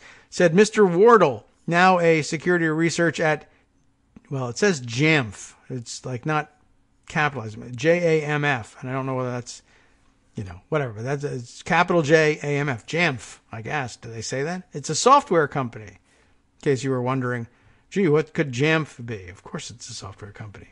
Who else would name themselves JAMF? You don't need to hack people to spy on them if you can get people to willingly download this app on their phone. By uploading contacts, video chats, locations, what more intelligence do you need? That's a good question. What was I thinking of? There was an app or something I was thinking of using the other day. Yeah, right. Now I remember what it is. But people were using things sort of like a cloud backup app that people were talking about, and they were like, wow, it's taking a really, really super long time to download my information. It shouldn't be taking this long. And that tipped them off that, the reason it's taking so long is it's actually uploading all of my information, not to the cloud that I want to use, but to China, which is not where the cloud is that I wanted to use. I thought I was using something else. How odd that it's all being piped to a foreign government somewhere. You got to look out for these things. Anyway, in an intelligence gathering operation, Mr. Wardle said, Totok would be phase 1. Much like the National Security Agency's bulk metadata collection program, which we were all supposed to be mad about, right? Which was quietly shut down this year. I didn't even realize it lasted this year. Or actually, I guess I figured it was still going, but I didn't realize why would they close it down? I don't know. Totok allows intelligence analysts to analyze users' calls and contacts in search of patterns, though its collection is far more invasive. It is unclear whether Totok allows the Emiratis to record video or audio calls of its users. And the answer is probably yes. Each day, billions of people freely forego privacy for the convenience of using apps on their phones. The Privacy Project, by the Times Opinion section, for some reason, published an investigation last week revealing how app makers and third parties track the minute-by-minute movements of mobile phone users. Private companies collected that data for targeted marketing. In Totok's case, according to current and former officials and digital crumbs the developers left behind, much of the information is funneled to intelligence analysts working on behalf of the Emirati state. In recent months, semi-official state publications began promoting Totok as the free app long sought by Emiratis. This month, users of a messaging service in the Emirates requiring paid subscriptions, Botim, received an alert telling users to switch to Totok, which it called a free, fast, and secure messaging app. Accompanying the message was a link to install it. I guess that tells you that Botim was also the government's work, or they've kidnapped the CEO of Botim. The marketing seems to have paid off. In reviews, Emiratis expressed gratitude to Totok's developers for finally bringing them a free messaging app. Blessings, your app is the best app so far that has enabled, it says, me and my family to stay connected. One wrote, kudos, another wrote, finally an app that works in the UAE. Guess why? Totok's popularity extended beyond the Emirates. In case you just think the Emiratis are such suckers, we all are. According to recent Google Play rankings, it was among the top 50 free apps in Saudi Arabia, Britain, I guess we could say, I don't know. I'll leave the British out of this round, but okay. So Saudi Arabia, Britain, India, Sweden, and other countries. I guess they're hoping that Greta Thunberg picks up on that one. Some analysts said it was particularly popular in the Middle East because, at least on the surface, it was affiliated with a large, powerful nation. It was? Which one? Okay, I'm not really sure. Though the app is a tool for the Emirati government, the exact relationship between the firms behind it is murky. PAX employees are made up of European, Asian, and Emirati data scientists, and the company is run by Andrew Jackson. Wow, from beyond the grave. This Andrew Jackson, though, is an Irish data scientist who previously worked at Palantir. That's a name I know we've heard before. A Silicon Valley firm that works with the Pentagon and American spy agencies.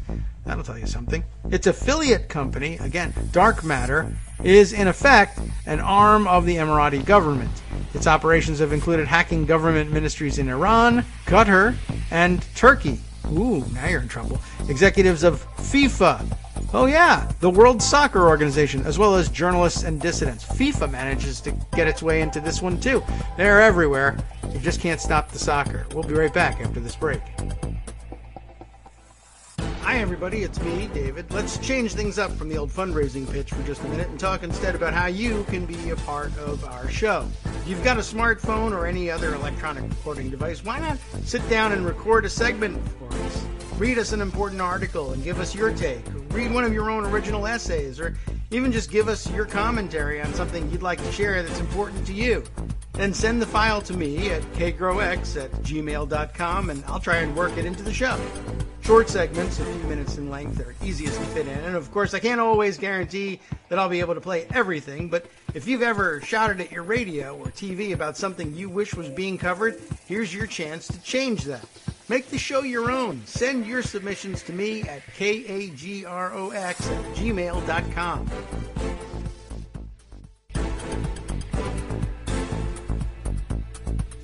Welcome back now to the Kagro in the Morning Show here on Netroots Radio. Boy, as I'm scanning through this, there's so many other related stories that I would like to bring to your attention, and it would be a great opportunity to do it during this week when we will otherwise be running reruns, but there's just no time to record all these amazing stories.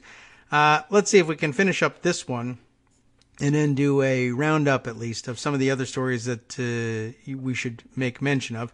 We left off by reminding everybody that Dark Matter is, in effect, an arm of the Emirati government. Its operations have included hacking government ministries in Iran, which is expected. Qatar, remember they had that confrontation that ended in a blockade. And Turkey, which is interesting all by itself. I wonder how that plays out. Complicated relationship there. But also executives of FIFA and journalists and dissidents. Remember that the executives, why tap into the executives of FIFA? Lots of reasons. One, many of them are really dirty and might just be interesting to listen to. And two, everybody's busy bribing them all the time, and you can make an awful lot of money by bribing the right ones and getting the World Cup placed somewhere where you can profit off of it. And maybe they were doing it so that they could find information about officials in Qatar having bribed their way into hosting the World Cup, because aren't they up next? And there's been talk around the world about trying to possibly get FIFA to quit on Qatar and move the World Cup elsewhere, and maybe they were hoping to exacerbate that, or say, why don't you move it next door to the UAE where we can make the money, something like that. Anyway, that's just speculation. We'll continue on here. Last month, the Emirati government announced that Dark Matter would combine with 24 other companies to create a defense conglomerate focused on repelling cyber attacks. Why not use it for that, right? The FBI is investigating American employees of Dark Matter for possible cyber crimes, according to people familiar with the investigation.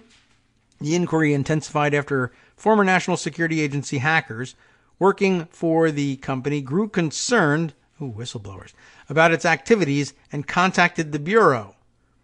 Reuters first reported the program they worked on, Project Raven. I'm going to have to open that up and take a look. When did that happen? Reuters investigates. Project Raven, inside the UAE's secret hacking team of American mercenaries, filed January 30th, 2019. It's been a hell of a year, ladies and gentlemen. Wow. Okay. Everyone follow that link and read about that too. At PAX, data scientists openly brag about their work on LinkedIn. You can have it. One who listed his title as data science team lead. Oh, I see. I thought that they meant that their work on LinkedIn was that they were hacking it. But rather, they were using LinkedIn to brag openly about their hacking work for PACs and dark matter and everything else. So one who listed his title as a data science team lead said he had created a message intelligence platform that reads billions of messages to answer 4 questions. It's always 4. Manish Tana. Who you are, what you do, how you think, or how do you think, really, and what is your relationship with others? I see. The basic 4 questions that you can glean from intelligence like that. With answers to these 4 questions, we know everything about one person, wrote the data scientist, Jingyan Wang. Okay. Well, now stay away from Jingyan Wang, I guess. Other PACS employees described their experience creating tools that can search government data sets for faces from billions of video feeds and pinpoint Arabic dialects from transcribed video messages. None mention an affiliation with Tutok, however. That's interesting. And that's the end of the article. And hints that there are about 10 other articles that need to be written based on that. By the way, I don't know if it has occurred to you. Maybe you haven't seen the damn things. But I have noticed, here's an app I'd tell the kids to stay away from. Here, this last paragraph that says, other PACS employees describe their experience creating tools that can search government data sets for faces. Yeah, there's a lot of apps out there that seem aimed at getting you to upload photos of yourself. I mean, well, there's Instagram, of course. And while that may have been developed outside of this framework, this rubric, it could certainly be used for this. But I see ads all the time on my phone for an app that looks like, oh, the kids would love this one, right? You take a picture of yourself, a selfie, perhaps a close-up of your face. That's what's suggested by the ad. And this app turns your photo into a cartoon rendering of yourself. And I guess then kids will use it as their avatars in the various social media or whatever. They're just curious about seeing what they would look like as a cartoon, although why, I don't know. But it had this curious appeal. What would I look like as a cartoon? And then I realized, who cares? One thing. And for another, this is like, take a close-up picture of your face, which could be used for, biometric measurement and facial recognition software, upload it to an unknown company, or give it access to it anyway, to some unknown company somewhere. And for free, they'll give you just a cartoon of your face, and gosh, isn't that awesome? And in the meantime, they have this biometric readout of your face, and you're added to the database. Don't do that. There's, I'm sure there maybe once was an innocent one out there. Maybe this one doesn't do anything of the sort. But what do you need a cartoon of your face for anyway? And it's not worth the risk. But keep that in mind. I think that's pretty interesting. There's a lot going on that deserves our attention elsewhere. So there's this. There's the various hacking articles. I just saw another one go by on Twitter. What was I looking at? Oh, yes. Everyone's Twitter pal, LOLGOP, was retweeting this tweet from, who is this? I don't know this person, but they're a blue check mark, Trita Parsi. This is his bio reads 2000. Oh, what am I going to try and read this for? I can't read this. Anyway, an award winner of some kind. I can't read the name of the award. Graumeyer. I hope Graumeyer. Does any of you know what that means? The award for Ideas Improving World Order recipient. I don't know if I like the sound of that. Executive VP at Quincy Institute. Well, anyway, more relevant is what he had to say here about this article. He says, no one has studied what the 88,000 fake Saudi accounts terminated by Twitter were tweeting until now. Now, I don't think we covered the story, but I'm sure it passed without comment, and maybe some of you might have noticed it. Twitter was purging, they're constantly purging fake accounts, and I guess several of them, 88,000 of them, run by, I don't know what, whether run by the Saudi government or just by Saudi entities or people. No one studied, though, what they were tweeting until now, at which point Eli Clifton, who also is at the Quincy Institute, ironically enough, or coincidentally enough, it's not coincidental at all, Eli Clifton reveals that the most common keywords were Iran, sure, we can understand that, Trump, Qatar, Yemen, and Khashoggi, and that they urged U.S.-led regime change in Iran, which, okay, I guess that's to be expected. And then there's this article about it in a publication called, I guess, done by the Quincy Institute, Responsible Statecraft. I don't know anything about the Quincy Institute. I don't know anything about responsible statecraft. I'm just saying there's a write-up here that makes the argument under this headline, purged Saudi government-backed Twitter accounts. That's the answer, government-backed. Urged U.S.-led regime change in Iran. No surprise. Deflected responsibility for Khashoggi murder. Also not really any surprise, but that's the juicier part of the story. Published today. Very interesting, although they said first 88,000. This story just discusses nearly 6,000. A review of comprehensive data tied to nearly 6,000 Saudi-linked Twitter accounts has found a manipulation campaign targeting its English language messages at President Donald Trump. Urging regime change in Iran, not something you need to convince him of. Whitewashing Saudi human rights abuses in Yemen, he doesn't care about that. And deflecting responsibility for the murder of Washington Post columnist Jamal Khashoggi away from the Saudish government. The Saud family government, of course.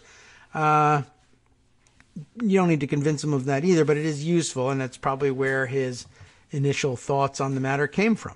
Twitter announced on Friday it had removed the accounts, saying they violated platform manipulation policies. Oh, they have those. Twitter also said the accounts were the core portion of a larger network of more than 88,000, there we go, accounts engaged in spammy behavior. Is that a behavior? Across a wide range of topics, adding that rigorous investigations by our site integrity team have allowed us to attribute these accounts to a significant state-backed information operation on Twitter originating in Saudi-owned Arabia. So it's the Saudis are doing it. The UAE, they're doing it. I don't know. Qatar's probably doing it too. The Russians, as we know, are doing it. And they're doing it all the time. And you need to be aware of it. And I guess if you thought that, it's suspected that the Chinese are doing it, and that's what TikTok is all about, and any number of other things as well. Do they run WhatsApp? They might be theirs too. Anyway, I guess the lesson I would draw from this is there's no chance in the world that people who observed what the Russians were able to do in 2016 have decided, screw it, we're not going to do that too. I mean, the whole point of the Russian effort was we're no longer the Soviet Union superpower. We can't compete with the United States directly, militarily or economically. However, is there a way that for very low cost we can achieve the bulk of our foreign policy objectives anyway?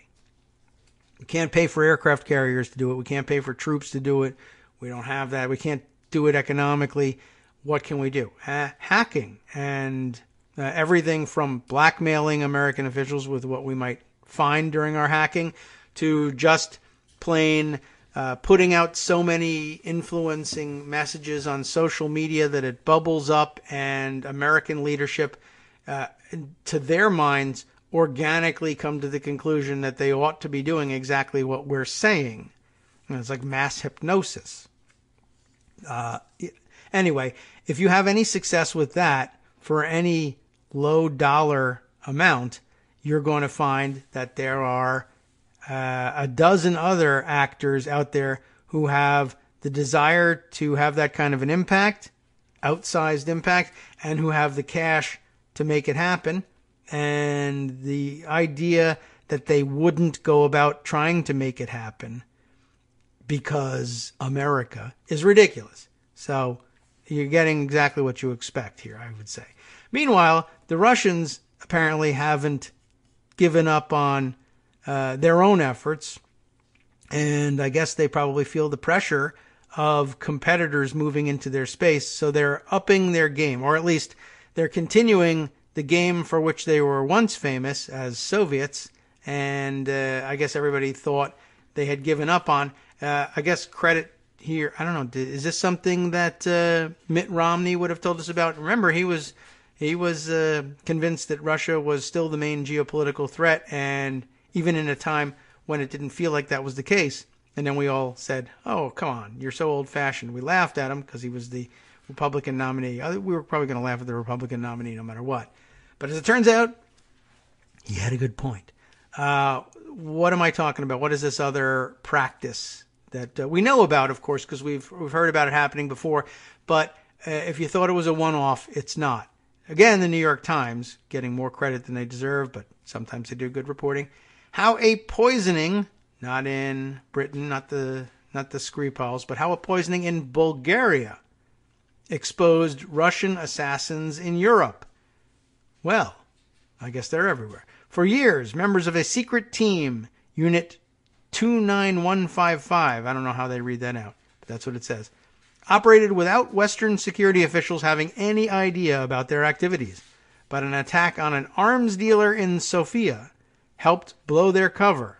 And it's not a joke about that movie Spies, where Melissa McCarthy is monitoring a spy who's an arms dealer out of Sofia, Bulgaria, either. It's real. It's a lot less funny, I think.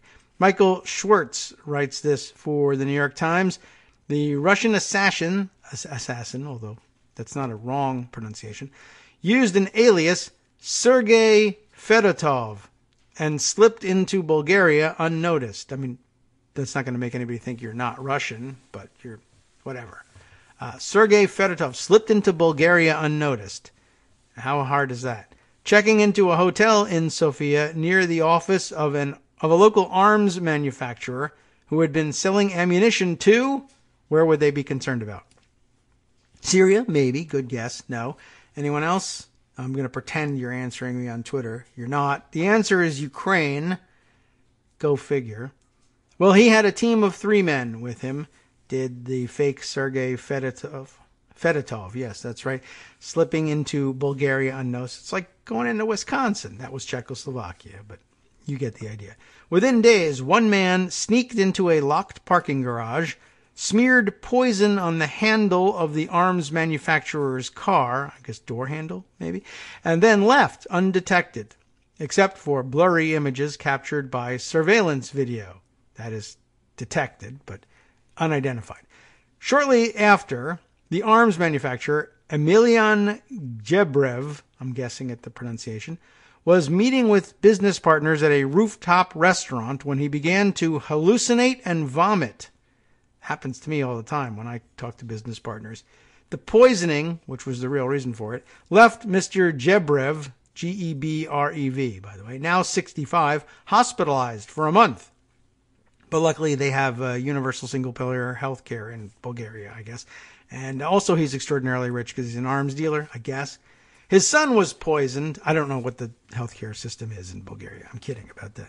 His son was poisoned, and so was another top executive at his company. When Mr. Jebrev was discharged, the assassins poisoned him and his son again. Something is really going on here, they must have said. At their summer home on the Black Sea. What else is on the Black Sea? They all survived, though Mr. Jebrev's business has yet to recover fully. Oh no. The arms dealership is suffering. The assassination attempts in 2015 were remarkable not only for their brazenness and persistence, but also because security and intelligence officials in the West initially did not notice. Bulgarian prosecutors looked at the case, failed to unearth any evidence, and closed it. We want you to look into this poisoning in Bulgaria because it sounds horrible to me. That would be good. I would actually encourage that sort of thing.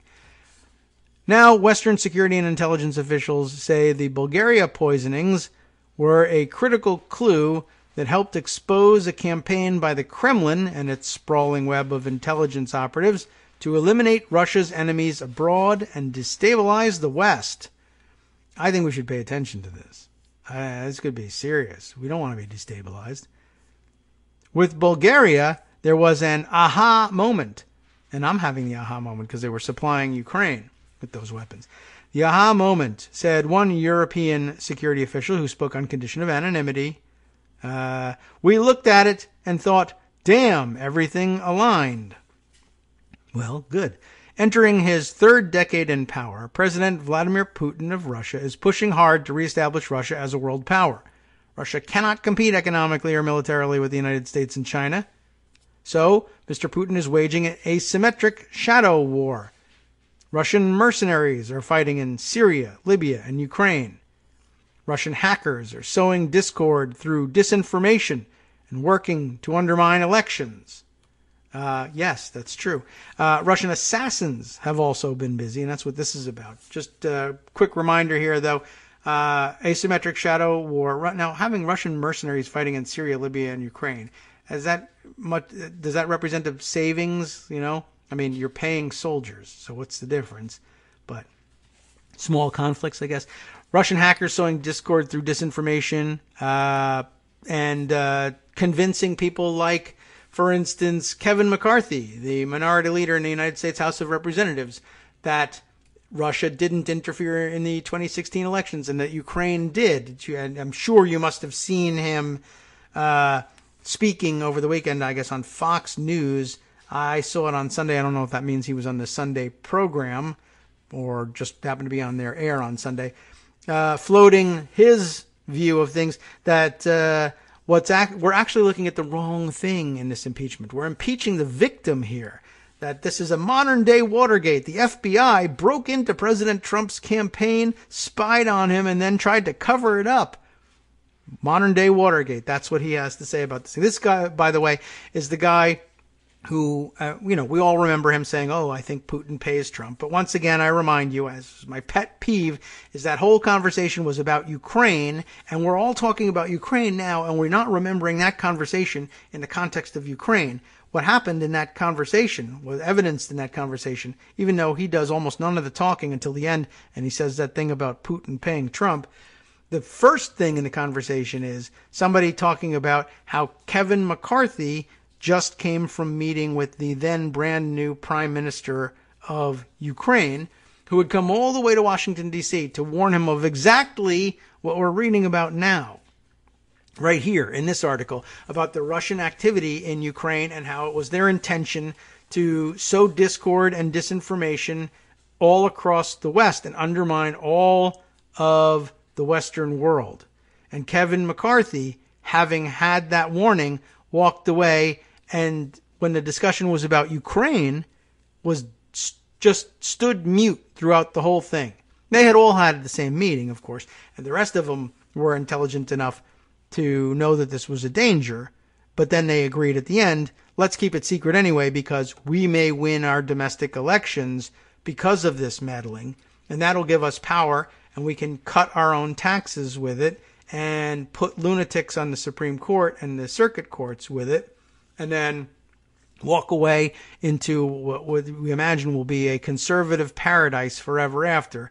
Never mind the fact that the Russians are the ones running it, and they're probably not really got our best interests at heart. But then he pipes up at the end. The one thing he's able to do, after all this substantive discussion about Russians undermining the West and that, Ukraine is the prototype for all of what they would like to do everywhere, McCarthy says, duh, I think Putin pays Trump. That's his takeaway from the whole thing. And now Mr. Genius has got this one. It's a modern-day Watergate. The Russians tell me, through their various bots, that what really happened here is the FBI broke into Trump. And how dare you impeach Trump for having been broken into? That's his actual theory in all of this. So, just to keep you up to date. And yeah, we saw that. If you haven't, I'll provide it for you in a bookmark so you can take a look at the video of him saying this incredible thing. By the way, I guess I'm going to stick with the distraction here for all this.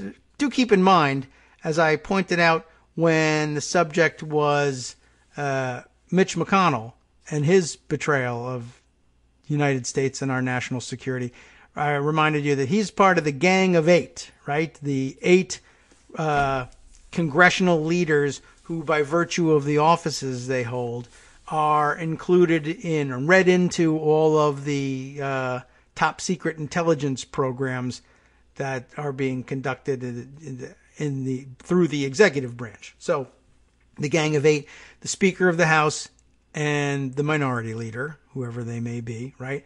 Also the majority and minority leaders of the Senate, that makes up the 4, and then the chair and ranking minority members of the intelligence committees in the House and the Senate. Those are the 8 officials who are read into the programs by virtue of the offices they hold. The political leadership of both houses and the political leadership of the intelligence committees of both houses are the Gang of 8.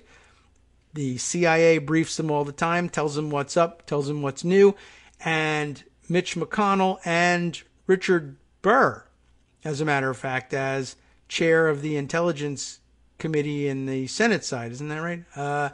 Would regularly take those briefings. Anytime the intelligence community would tell them about what they're finding out about Trump Russia, they would walk that information to Trump and help him cover up his tracks, although he was incompetent to do so. The idea was to help him cover up his tracks and not get caught, because this Trump-Russia operation was going to put Republicans in power perpetually, they felt. So let's cover it up. Well, Kevin McCarthy now occupies a seat. He didn't in 2016, but he now occupies the seat as minority leader among the Gang of 8. One of the Gang of 8 that sits in this top secret, most sensitive briefings for our political leadership that the intelligence community does is walking around saying, 1, spouting Russian propaganda, 2, accusing members of the very same intelligence community of conspiring against the president and all of this. And they have to, by law, continue to brief this guy. They need to find a way. He needs to be expelled from Congress so that he's no longer available to do that. Or the intelligence community, they probably already know, they're working on it, will have to quarantine him somehow from the top intelligence. And that's troublesome because it walks on sensitive political ground. Anyway, it's a difficult time to have Russian assets working inside the Gang of 8, because we were finding out in this New York Times article, we now no longer have the time to finish, but I'll tell you a little bit more about it, about their program of assassinations around the world. I'll give you a paragraph or two more on our way out the door here. The Russian assassins, we had found out, have also been busy. In October, the New York Times revealed that a specialized group of Russian intelligence operatives, Unit 29155, had for years been assigned to carry out killings and political disruption campaigns in Europe. Intelligence and security officials say the unit is responsible for the assassination attempt last year against Sergei Skripal, the former Russian spy living in Britain. A failed operation in 2016 to provoke a military coup in Montenegro. Remember that? And a campaign to destabilize Moldova. Not sure how hard that is either. Western intelligence agencies now know the name of the unit's commanding officer, Major General Andrei Avaryanov, what do you think? Avaryanov or Avaryanov? And the location of its headquarters in Moscow. That's good news. Based on interviews with officials in Europe and the United States, it's now also clear that the assassination attempts against Mr. Jebrev served as a kind of Rosetta Stone that helped Western intelligence agencies to discover Unit 29155 and to decipher the kind of threat it presented. Very interesting. And a lovely picture of Major General Avaryanov here in a very fashionable bow tie. Very interesting choice of pictures, although I don't know how many pictures are floating around of a guy like that. Since the original Times story, more information has come to light, including the true identities of some of the unit's members and other possible activities in Spain and France. This month, Germany expelled 2 Russian diplomats as punishment for the daylight assassination in Berlin of a former Chechen rebel commander, though it is unclear whether operatives from 29155 were involved. I'm betting they were. I don't know about you. Anyway, that's all we're going to be able to bring you from out of this article. It's an extensive piece. I recommend it to you. I will give you a link to it through our wrap-up piece with the help of Scott Anderson. Thank God he's on hand to help us do this one. And we'll be taking a brief break, but returning before week's end to discuss this and any other craziness which might occur in between now and then. Let's see if I have information on the schedule today for Justice's program. The answer is yes. Starting off in the Bistro Cafe, Russia is working social media, not even assassination, social media overtime to manipulate American voters again, as Facebook just banned a massive fake pro-Trump network. A federal judge revoked the recently reinstated federal grazing permit for the Trump-pardoned Oregon ranchers at the center of the 2016 armed takeover of the Malheur Wildlife Refuge. Remember them? Washington State sued the Trump administration for arresting immigrants at courthouses and more. From Daily Kos Radio on networksradio.com. You have been listening to the Kagro in the Morning Show with David Waldman. What else? 3 GOP attorneys general sued to block the Equal Rights Amendment because it might protect abortion. And internationally, British supermarket giant Tesco suspended a Chinese supplier of Christmas cards after a message was found inside a card saying it had been packed by foreign prisoners.